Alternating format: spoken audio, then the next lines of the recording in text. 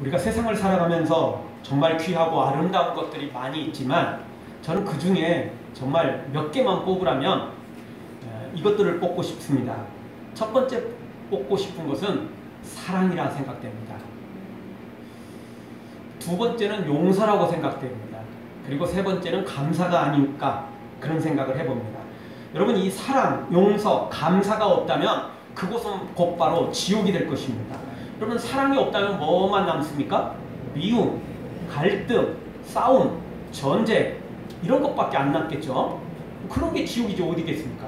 그렇죠? 아무리 많은 걸 좋은 걸 가지고 있어도 사랑이 없다면 지옥입니다. 그리고 또 용서가 없다면 어떻게 될까요? 모든 관계는 깨질 것입니다. 다른 사람과의 관계에는 뭐 두말할 것도 없고, 여러분, 나 스스로에게도 나를 용서하지 않으면 어떻게 되죠? 자기가 미워지면 극단적인 선택을 하게 되고 우울증에 빠지게 되고 자신을 아주 천하게 여기게 되고 자존감이 아주 그냥 완전히 뭐 떨어져서 사람이 살 수가 없게 되는 것입니다. 즉, 용서가 없다면요, 사람은 다 실수하잖아요. 근데 용서가 없다면 세상은 살 수가 없어요. 모든 관계가 깨어지는 것입니다. 아까 말씀드렸던 것처럼 자기 자신과의 관계도 깨져버리죠. 그래서 사랑, 용서 이게 없으면 살 수가 없어요. 지옥이라니까요. 그리고 마지막 하나는 여러분 감사라고 생각됩니다. 감사가 없다면 삭막하고 메마른 세상이 되겠죠. 감사가 없다면 선한 일을 하고 싶은 사람도 더 이상 감사를 받지 못한다면 그런 하고 싶은 마음이 사라지게 될 것입니다. 여러분, 남을 돕는 것도 꼭 그 사람한테 꼭 인사를 받고 뭐 그러고 싶은 마음은 없다 할지라도 그래도요, 나도 힘들잖아요. 돕다 보면, 봉사하다 보면. 그런데 힘들 때 정말 덕분에 제가 힘이 났습니다. 덕분에 제가 정말 살 용기가 생겼습니다. 덕분에 제가 아주 큰 힘을 얻었습니다. 이 말 한마디 하나가 다시 또 봉사하게 만들고 다시 또 헌신하게 만들고 다시 또 선한 일을 하게 만든다는 거죠. 나는 좋은 일 했는데 아무도 감사하는 사람이 없다. 그러면 사람은 지치게 돼 있어요. 그게 사람이죠. 그래서 이 사랑, 용서, 감사 그 어떤 것보다 이거 눈에 잘 보이지도 않고 당장 티나는 것 같지도 않은데 이런 것들은 없으면 문제가 생깁니다. 여러분, 우리가 살아가면서 공기, 산소 없으면 이거 귀한지 모르잖아요. 우리 모두 다. 왜? 너무 넘쳐나요. 너무 넘쳐나요. 언제 느끼죠? 막 황사가 막 이렇게 막 미세먼지가 그냥 도저히 감당할 수 없을 때, 그런 때 산소가 중요하다는 걸 느끼게 되죠. 평소에는 잘 못 느껴요. 우주에 나가면 느끼게 되겠죠. 그러니까 있을 때는 잘 모르는데 없으면 아는 거, 그게 바로 사실은 알고 보면 가장 우리에게 귀한 것들입니다. 사랑, 용서, 감사라는 것들이 그런 것들이 아닌가 생각됩니다. 오늘 성경은 그중 용서에 관한 말씀입니다. 하나님께서 만약 우리의 죄를 용서하지 않는다면 우리는 그 누구도 지옥을 면할 수 없게 됩니다. 지옥은 죽고 난 다음에 가는 거고, 지금 당장 우리 모두 하나님의 용서가 없다면 이 마른 하늘에 날벼락에 떨어져도 1000번, 10,000번 떨어질 것입니다. 다 죽을 거라고요. 다 죽을 거라고요. 단 1초, 단 1초 사이에 이 지구 모든 사람의 단 열에 한 명도 없이 다 벼락에 맞아 죽어도 아무 할 말이 없을 정도로 하나님의 용서 때문에 살아가고 있는 겁니다. 믿는 우리뿐만 아니라 하나님을 믿지 않는 사람들조차도 하나님의 용서와 사랑이 있습니다. 물론 그 하나님의 용서는 직접적인 완전한 용서라기보다는 그 용서가 어떻게 드러나냐면 하나님이 기회를 다시 한번 주시고, 그리고 그 징벌을, 형벌을, 심판을 기다려 주시는 것, 이것으로 용서가 드러납니다.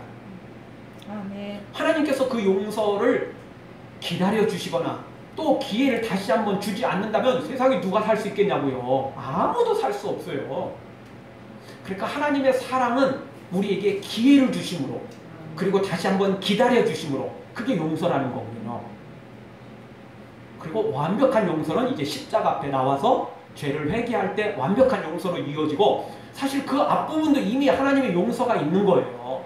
없으면 우리 모두 다 벼락 맞아 죽어야 된다고요. 그 누구도 살 수 있는 자격이 없어요. 사랑하는 성도 여러분, 하나님의 사랑, 용서에 다시 한번 우리 감사와 영광을 돌려드리는 하나님의 사람으로 세워지기를 주의 이름으로 축원합니다. 네. 오늘 성경 통해서 우리가 첫 번째 생각할 수 있는 말씀은 하나님께 용서받은 사람은 먼저 하나님께 감사와 감격으로 영광을 돌리게 된다는 것입니다. 아멘. 여러분, 말할 수 없는 나의 잘못, 실수, 죄에 대해서 용서를 받았다면 감사와 감격이 있지 않겠습니까?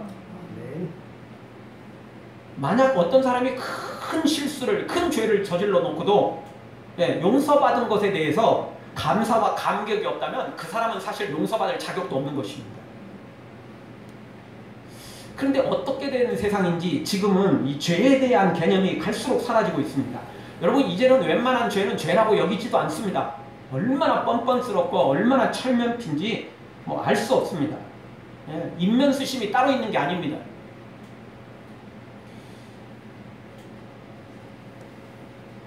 약간은 정치적인 거고 현실적인 이야기이기 때문에 민감할 수도 있겠지만, 여러분, 지난주에는 서울시장이었던 박원순이 자살을 선택하고 말았습니다.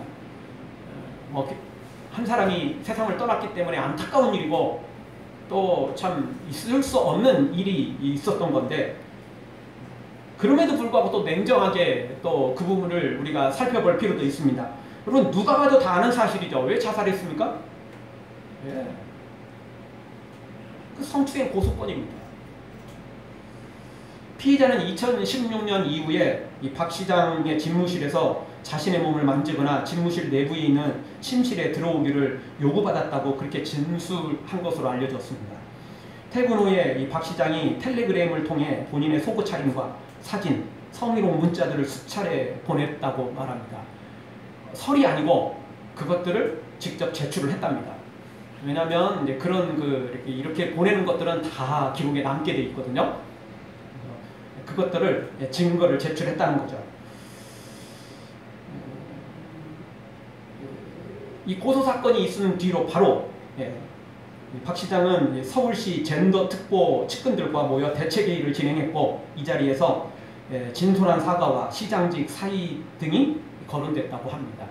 제가 개인적인 이야기를 하는 건 아니고 이게 일간지 신문에 나온 겁니다. 그러니 어느 정도 상당히 신빙성이 있겠죠. 그리고 증거들이 있습니다. 그렇게 낸 거니까 이런 것들은 다 뒤져보면 다 나오게 돼 있습니다. 여러분, 우리가 하는 카톡들 이런 것들이요, 사실 다 뒤져보면 다 나오게 돼 있습니다. 아무리 내 거 삭제해도 다 뒤지면 다 나오게 돼 있습니다. 그게 없어지지는 않는 거거든요, 솔직히. 근데 우리가 잘 알듯이 이번 일이 처음 있는 일은 아닙니다. 얼마 전에 안희정 전 충남지사가 이런 일을 벌여서 지사직에서 물러났고, 그리고 재판을 받고 형을 살고 있죠. 그리고 또 이게 또 방금 진짜 뜨끈뜨끈한 건 아니지만 금방 또 얼마 전입니다. 오거돈 전 부산시장 물러났지 않습니까? 그래서 그런 일이 지금 이번에 또 벌어진 겁니다. 그 사람들 정치 생명 완전히 끝났죠. 그래 아마 본인도 이 정치 생명 끝난 것에 대해서 어떤 것보다 그게 더 큰 충격으로 다가왔겠죠. 그런데 저는 이제 이런 걸 선택하는 거 아주 더 큰 영향력을 끼쳤다는 건 이건 순전히 제 개인적인 생각이지만, 저는 그 노무현 전 대통령의 사건이 이번 사건에 아주 중요한 모델이 되지 않나 생각됩니다. 그러면 노무현 전 대통령이 검찰 조사를 받고 분명히 그거 문제가 있었던 걸 알고 있죠. 사람들이 지금 다 그걸 잊어버렸어요. 문제 있었습니다. 분명히 문제 있었습니다. 그게 드러났어요. 근데 결국 자살을 선택했고, 자살과 동시에 공소권 없음. 우리나라 법이 이렇습니다. 해외 법은 어떤지 잘 모르겠습니다. 저는 근데 제 개인적으로는 공소권 없음 이거 안 된다고 생각됩니다. 아니, 사람이 죽었다고 공소권 없으면 피해자는 어떻게 하라고요? 여러분, 그렇게 생각하면 우리나라 1차 시대 때 또는 그 6.25 그 전쟁 때 그러면 죽은 사람들은 아무도 역사적인 평가를 하지 말게요. 역사적인 평가를 하려면 이거를 조사를 해야 하잖아요. 이거 묻어보면 어떻게 역사적인 평가가 나오죠? 못 나오는 거잖아요. 그래서 저는 개인적으로 사람이 아무리 세상을 떠났다 할지라도 그게 뭐 고소사건이라면 당연히 그걸 조사를 해야 된다고 생각됩니다. 본인의 어떤 그 의견을 들을 수 없고 뭐 이런 거 반박에 대한 것들이 할 수 없겠지만 여러분 그거는 그냥 그거는 미진한 부분으로 남기고 확실히 드러나는 게 있다면 그거는 드러내야 하잖아요. 어쨌든 노무현 전 대통령은 자살을 선택하고 알고 보면 국가적인 영웅이 됐습니다. 분명히 잘못 있는 사람이거든요. 이 사람 분명히 그대로 살아있었으면 분명히 감옥에 갈 가능성이 있었어요. 뭐 없더라도 여러분 집행유예 정도 풀려나도 어쨌든 형을 받는 상황일 가능성이 매우 높았습니다. 정황상. 근데 죽음으로써 어떻게 보면 국가적인 영웅이 됐습니다. 저는 이번 사건도 역시 그렇다고 생각됩니다. 여러 가지 정치적인 견해들이 있을 수는 있겠지만 고인의 죽음은 안타까운 일이지만 분명한 건 어떻게 된 세상인지 자살을 선택하면 영웅이 되는 세상에 살고 있습니다. 여러분 그러면 우리도 가룟 유다 자살했는데 그 사람도 괴로워서 자살한 거잖아요. 후회하고 자살한 거잖아요. 그럼 우리 막 가룟 유다 영웅으로 모실까요? 그 사람 그래도 양심 있는 사람이네. 그걸 잘못한 거 알고 깨닫고 이렇게 그래야 됩니까? 그 사람 죽은 거니까 공소권 없음 하고 이제 그동안 예수님 3년 동안 잘 따라다닌 거 뭐 이런 것들만 드러내서 막 우리도 영웅시 할까요? 여러분 개인적인 견해는 있을지 모르겠지만 성경적인 견해로 보면 당연히 안 되는 것입니다. 절대 있을 수 없는 거죠. 여러분 우리가 죄를 졌다면 반드시 그 사람한테 사과를 하고 죄의 대가를 치러야 됩니다. 피해 보상을 해야 됩니다. 그렇지 않으면 그거는 또 더 나쁜 짓입니다. 저는 이번 사건의 피해자는 결국 2차 피해를 이미 당했어요. 그리고 저는 또 이거는 또 3차 피해라고 생각됩니다.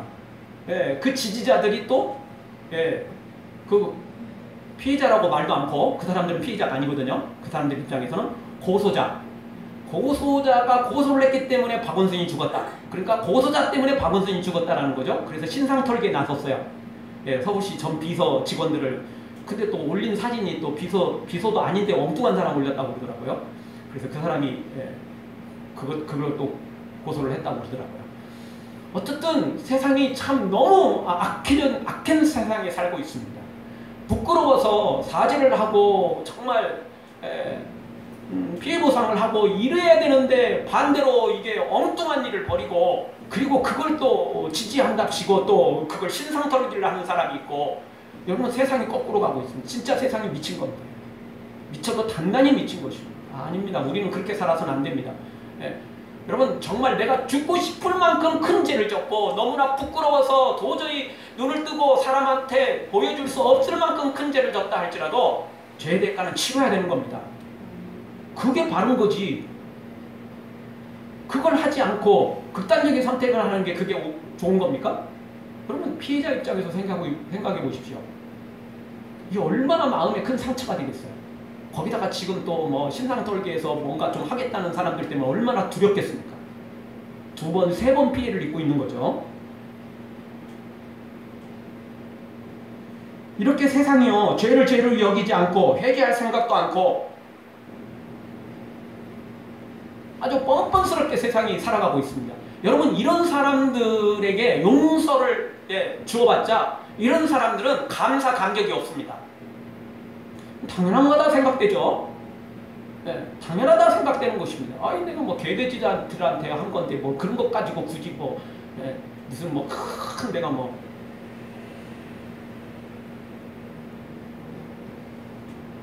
정말 자기 지은 죄가 부끄러워서 그랬다면 사과를 먼저 해야 되고 그 죄의 대가를 치러야 되고 피해 보상을 해야 되는 게 그게 진짜인 것입니다. 만약 그게 아닌 거라면 그건 다 가짜입니다.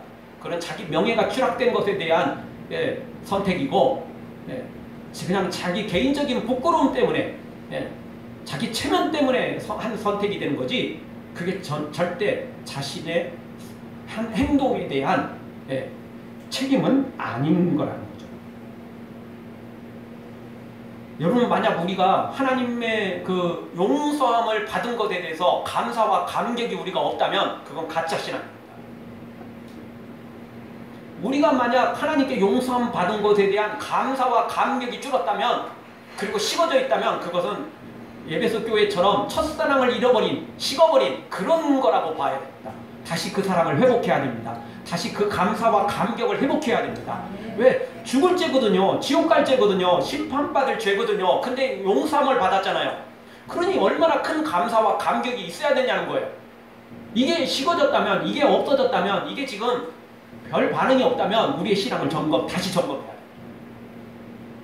용서받은 사람은, 그것도 작은 용서가 아니고 큰 용서를 받은 사람은 큰 감사와 감격이 있다는 것입니다. 우리 모두 하나님께서 우리의 죄를 그냥 용서받은 게 아니에요. 생명과 바꾼 겁니다.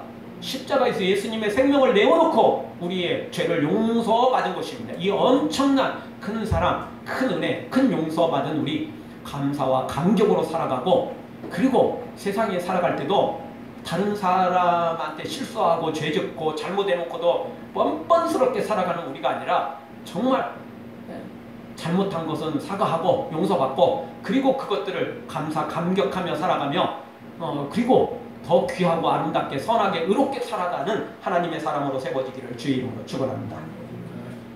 우리 다 같이 한번 따라서 하겠습니다. 죄를 용서받은 것에 대해 감사와 감격의 마음으로 살겠습니다. 이게 식어지면 안 됩니다. 결국 그거 첫사랑 식은 겁니다. 감사와 감격 식어지면 절대 안 됩니다. 하나님에 대한 것도 마찬가지고 다른 사람에 관한 것도 마찬가지입니다.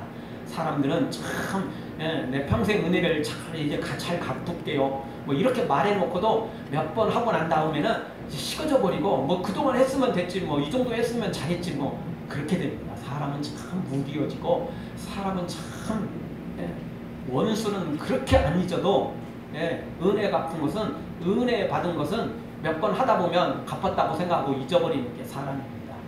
우리는 반대로 생각해야 됩니다. 믿음의 사람은 도리어 원수는 잊어버려도 은혜 받은 일은 절대 잊어서는 안 되죠. 그게 믿음의 사람인 것입니다. 두 번째 주시는 말씀은, 만약 다른 사람의 죄를 용서하지 않으면 우리의 죄도 하나님께 용서받지 못한다는 것입니다. 우리가 하나님께 용서받기를 원하는 사람이라면 모든 사람의 죄를 용서해 줘야 됩니다. 다른 사람의 과실을 용서해 줘야만 되는 것입니다. 자, 용서의 전제 조건은, 가장 큰 전제 조건은 회개입니다. 그렇죠? 회개하지 않는데 우리 죄가 용서받을 수 있습니까? 그런 수는 없습니다. 십자가 앞에 나와서 회개할 때 우리 죄를 용서받을 수 있습니다. 그리고 또 한 가지 전제 조건이 또 하나 또 있습니다. 그게 뭡니까? 오늘 성경도 말씀하셨고, 앞에 마태복음 6장 주기도문에서도 예수님이 말씀하셨습니다. 어떤 거죠? 다른 사람의 죄를 용서할 때 우리의 죄가 하나님께 용서받을 수 있다는 겁니다. 그러니까 우리의 죄를 하나님께 용서받으려면 두 가지 전제 조건이 필요하죠. 하나는 회개, 하나는 다른 사람의 죄를 용서해 주는 것. 이 두 가지가 전제 조건이 되지 않는다면 우리의 죄는 절대 용서받을 수 없는 것입니다. 이미 우리가 잘 살펴봤습니다. 마태복음 6장 12절, 우리가 우리에게 죄 지은 자를 사하여 준 것 같이 우리 죄를 사하여 주옵시고, 그리고 오늘 성경은 좀 더 명확히 말씀합니다. 14절 보십시오.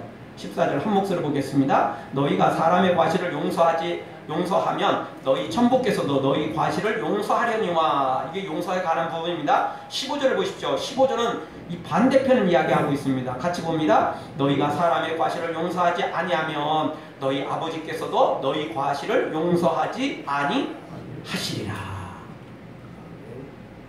우리가 다른 사람의 죄를 용서하지 않으면 우리도 하나님 앞에 용서받을 수가 없다는 말씀이죠.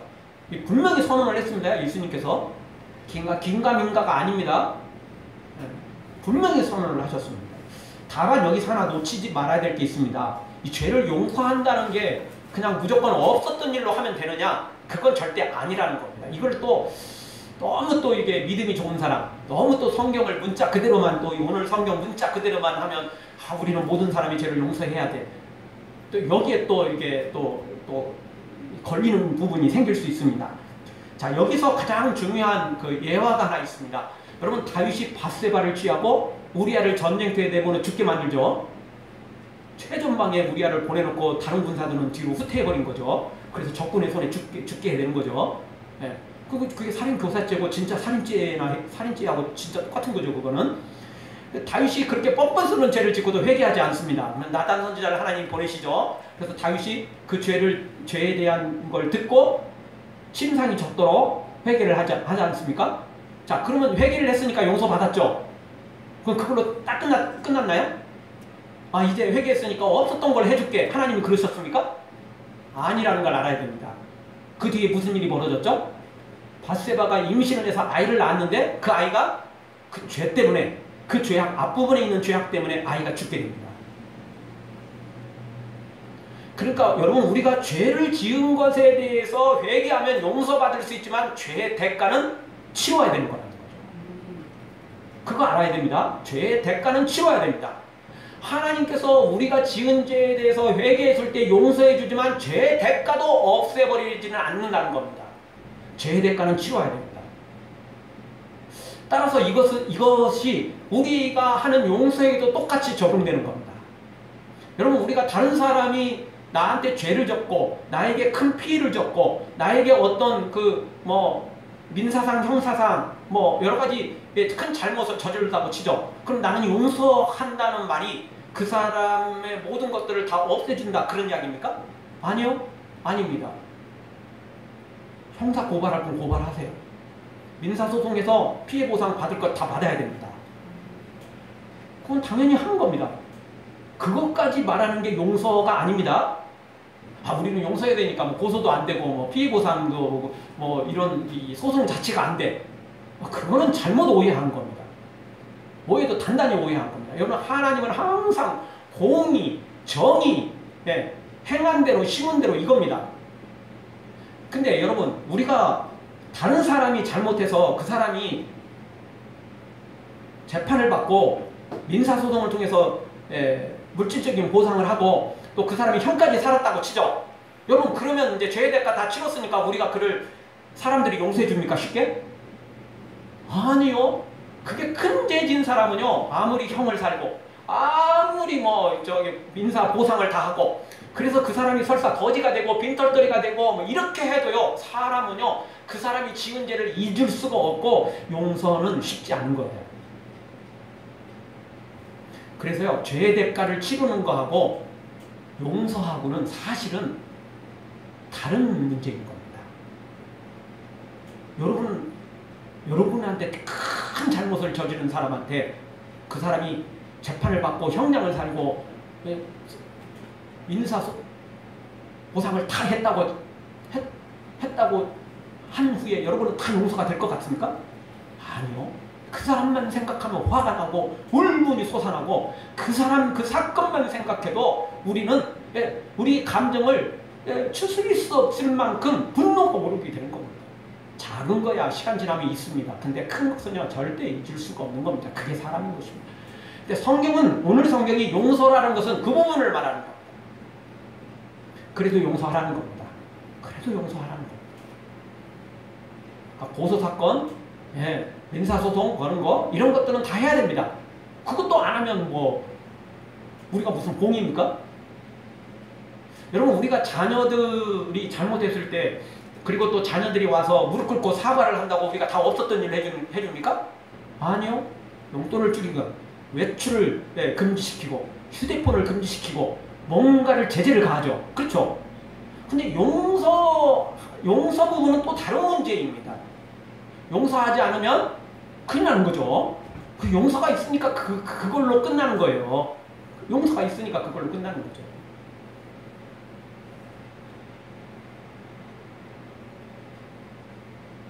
성경이 말하는 건 바로 그 뒷부분입니다.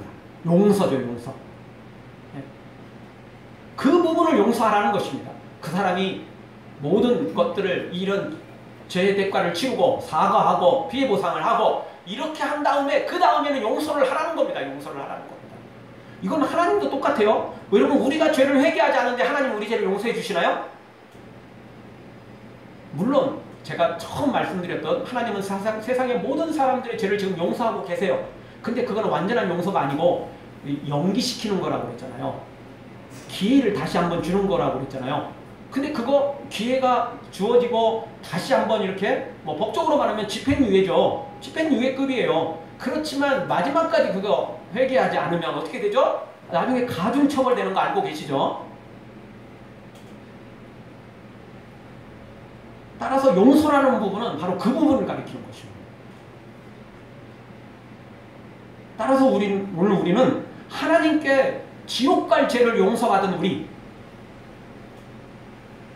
그럼 우리가 하나님께 용서받고 이제 천국을 선물로 받았거든요. 그거 우리의 큰 죄는 용서받고 천국이라는 선물을 받은 우리라면 다른 사람의 죄에 대해서 용서해 줄 의무가 있다는 겁니다. 아멘. 하나님의 사랑을 우리가 받지 못했다면 용서해 줄 필요도 없어요. 용서해 줄 그럴 건덕지도 없고. 그런데 하나님의 사랑을, 엄청난 큰 사랑을 받았잖아요. 지은 죄는 용서받고 지옥에 갈 우리가 지옥에 안 가는 걸로 쌤쌤이 된 것도 아니고 천국을 또 선물을 받았거든요. 그러니까 다른 사람의 죄를 용서해 줄 만한 충분한 근거가 된다는 거죠. 이 큰 사랑을 받은 사람이 이 작은 걸, 물론 그것도 절대 작은 건 아니지만 하나님의 사랑에 비하면 이거 작은 거잖아요. 솔직히 우리가 지옥 갈 걸 천국을 소유하게 된 거에 비한다면 이거는 어떤 사람이 아무리 나한테 큰 잘못을 했어도 여러분 이것과 어떻게 비교가 가능하겠어요? 진짜 세 발의 피죠. 그러니 용서할 수 있는 근거가 된다는 겁니다. 그러니까 하나님의 사랑 받은 사람들은, 하나님의 용서를 받은 사람은 어떠한 죄도 다 용서할 수 있어요. 왜냐하면 너무 큰 사랑을 받았거든요. 감당할 수 없는 사랑을 받았거든요. 형언할 수 없는 사랑을 받았거든요. 측량할 수 없는 사랑을, 용서를 받았거든요. 그러니까 용서할 수 있다는 겁니다. 그러니까 또 용서하라고 말하는 겁니다. 그러면서 하나님 말씀하십니다. 네가 만약 다른 사람의 죄를 용서하지 않으면 나도 이제부터는 너의 죄를 용서하지 않겠다. 그런 것입니다. 사랑하는 성도 여러분, 우리가 하나님께 받은 용서, 우리가 하나님께 받은 사랑, 이것에 비한다면 아무리 어떤 사람이 나에게 큰 죄를 졌다 할지라도 그거는 사실 작은 것이라는 거 기억하시고, 하나님께 받은 용서, 사랑 기억하고 우리도 다른 사람에게 그 사랑을 베풀고 용서를 베풀 줄 아는, 그래서 우리 더 큰 하나님의 사랑, 더 큰 용서를 계속해서 받아 누리는 우리가 되어지기를 주의 이름으로 축원합니다.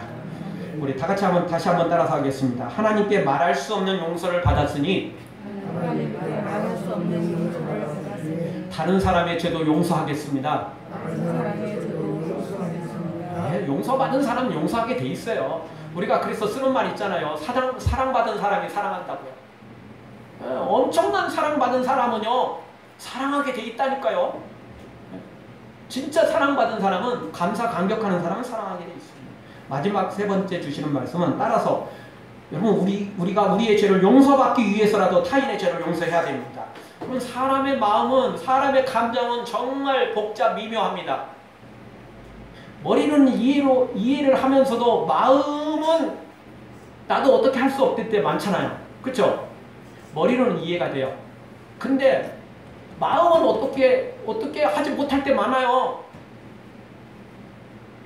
부부싸움 해놓고 친구하고 또 이렇게 좀 싸움 해놓고, 만나면 사과해야지, 내가 먼저 그냥 손 내밀어야지. 근데 막상 얼굴 보면 그게 되나요? 쉽게?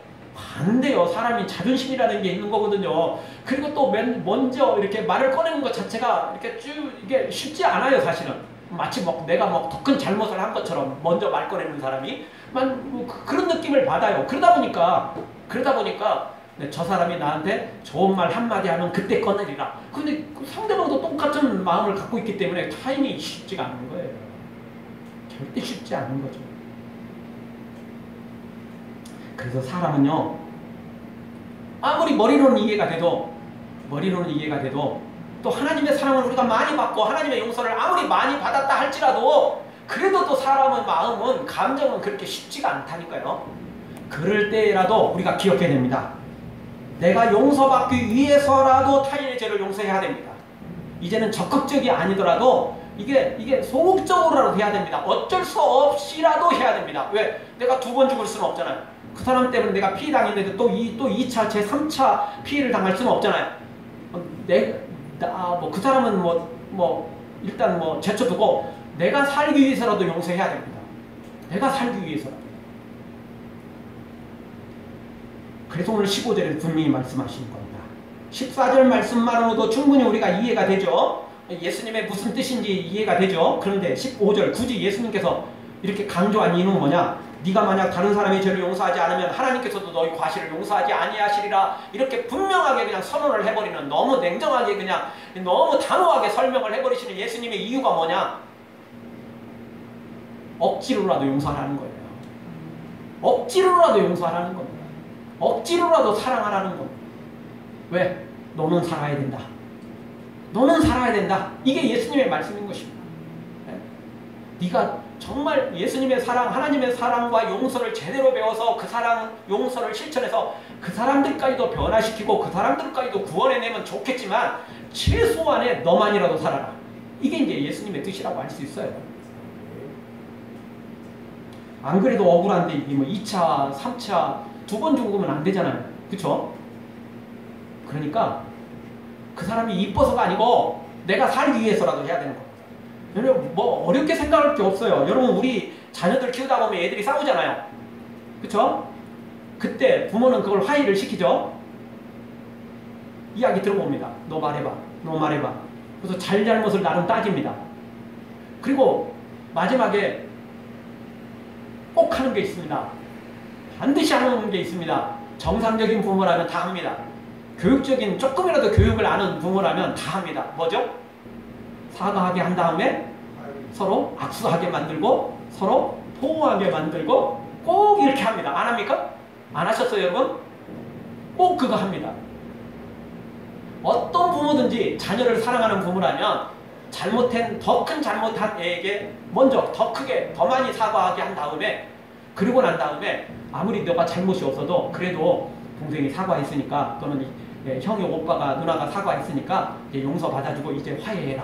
악수하게 만들고 포옹하게 하고 사랑한다 말하게 하고 합니다. 합니다. 근데요 그렇게 하는 게 얼마나 교육적인지 아세요? 안 하는 것보다 그렇게 하다 보면 풀립니다. 여러분 사람 밉다고 얼굴 안 보고 사람 밉다고 계속 미워하면 더 미워집니다.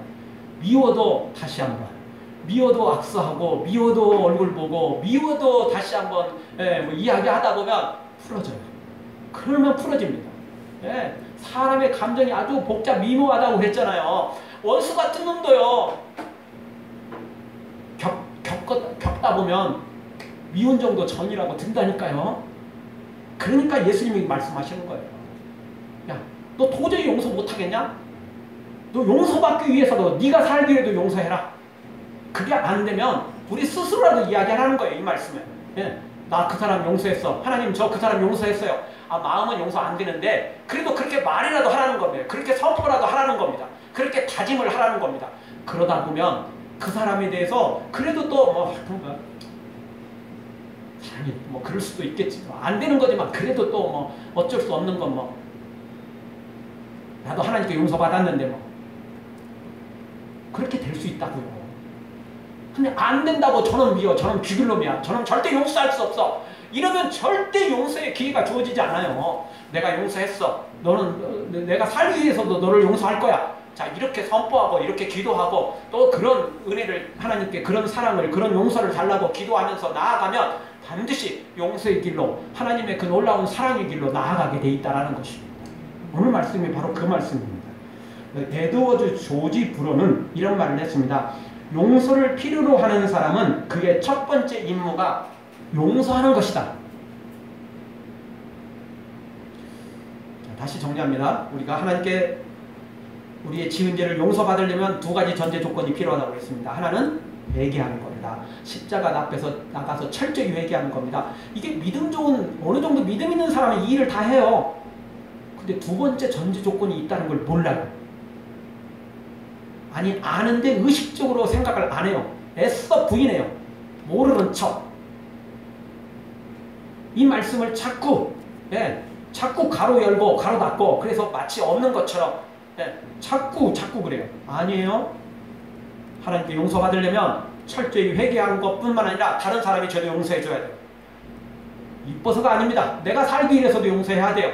그러면 하나님의 사랑, 용서를 우리도 배울 수 있어요. 여러분 하나님께서 우리하고 똑같은 마음, 정말 일반적인 우리의 마음을 가지고 있었다면 우리 모두 다 벼락 1000번 만번 맞고 다 죽었다니까요. 사랑하고 용서하시니까 이렇게 된 거예요. 막 적극적으로 용서는 못하더라도 기회는 줄 수 있잖아요. 그렇죠? 기회는 줄 수 있잖아요. 그러면 끝까지 버티고 뭐 회개할 생각도 없고 사과할 생각도 없고 용서를 빌 생각도 없고 그러면 여러분 그 용서 자체가 안 되는 거예요. 그래도 우리는 최소한의 미워해서는 안 됩니다. 미움이 생기면 결국 그 사람이 문제가 아니라 내가 죽는다니까요. 미움이 생기면 내 영혼이 죽어요. 미움이 생기면 내 영혼의 기도가 막히고 하나님과의 관계가 틀어지게 되어 있습니다.